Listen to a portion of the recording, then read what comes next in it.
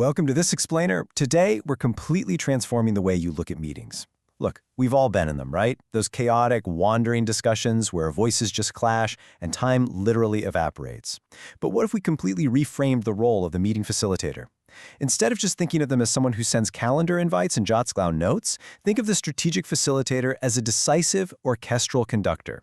They're the ones who step right up to the podium, tap the baton, and transform a room full of discordant, competing instruments into a perfectly timed, harmonious corporate symphony. They set a steady, commanding tone, and by doing so, they turn all that wasted time into high-impact action.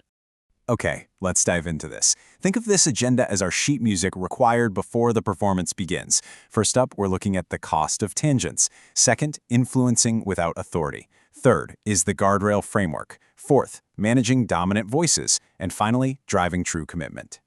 Section 1. The cost of tangents. We really have to start by acknowledging the pain and the discord of poorly managed meetings, where chaotic instruments just run entirely off the rails. Let's anchor these soft skills in some hard ROI. Get this, right now, managers spend about 13 hours a week locked in meetings. That's over 20% of their entire work week. And because so many of these sessions drift without a conductor, U.S. organizations lose an estimated $375 billion annually to unproductive meetings. $375 billion. It's staggering. But honestly, that financial drain is just part of the story. There's a severe human cost to this drift hazard. We have all felt it. More than 90% of employees report experiencing what's called a meeting hangover. It's this very real, tangible drop in focus and motivation that just lingers long after a derailed session ends. When tangents take over, when that train slides off its tracks into the swamp of irrelevant discussions, people leave feeling smaller, quieter, and deeply drained. Moving on to Section 2, influencing without authority. So how do we fix this? How do you step into that conductor role and guide the room even if you don't have formal hierarchical power? Well, Wharton Executive Education developed a brilliant 4-part influence formula for gaining compliance. Step 1 is engage and ask to discover people's motivations. Step 2, connect and align. This is where you highlight shared goals, which actually activates the friendship trigger. Step 3 is to legitimize your leadership by gently asserting your capability. That pulls the authority trigger. When you combine these triggers, you build the mutual trust required to persuade a room. And finally, Step 4, activate hope by showing exactly how the meeting's success directly benefits them. You see, influencing the room is really about how you design the interactions to prevent dominance from happening in the first place. Good design prevents dominance. Using specific facilitation tricks, like a silent brainstorm or the nominal group technique, ensures that the fastest or the loudest voice doesn't automatically set the frame for everyone else. You're making contribution inevitable, which allows the quiet but brilliant minds to join the symphony. Section 3, the guardrail framework. Now, what's really interesting about this architectural structure is how we apply these tools over the span of a clock. Basically, your baton is the clock. We can map out the meeting tempo into 3 distinct nodes: open, steer, and close. Right at minute 1, you execute target framing, clearly establishing the specific outcome required. Boom! By minute 15, you are in the thick of boundary management, keeping the discussion safely between the guardrails. And at minute 30, you move definitively into action item locking. A steady hand guides the room through these phases within a strict, disciplined time frame, ensuring absolutely no one feels like their time is being disrespected.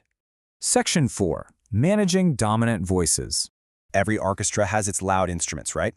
In a meeting, these are usually the extroverts who think out loud or folks who just feel the need to fill the silence. The absolute crucial point here is understanding the difference between intent and impact.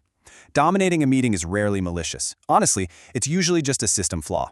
The dominant speaker often has great intent. They think they're keeping the momentum alive, but good intent does not erase the negative impact of shrinking the room.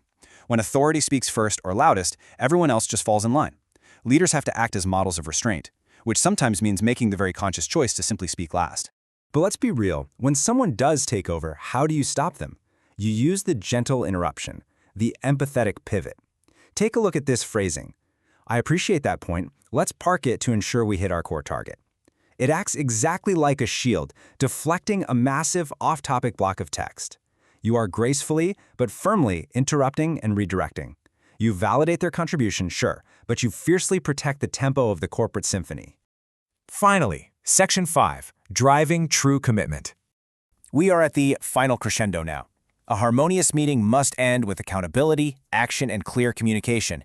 And sometimes driving that commitment requires difficult one-on-one conversations.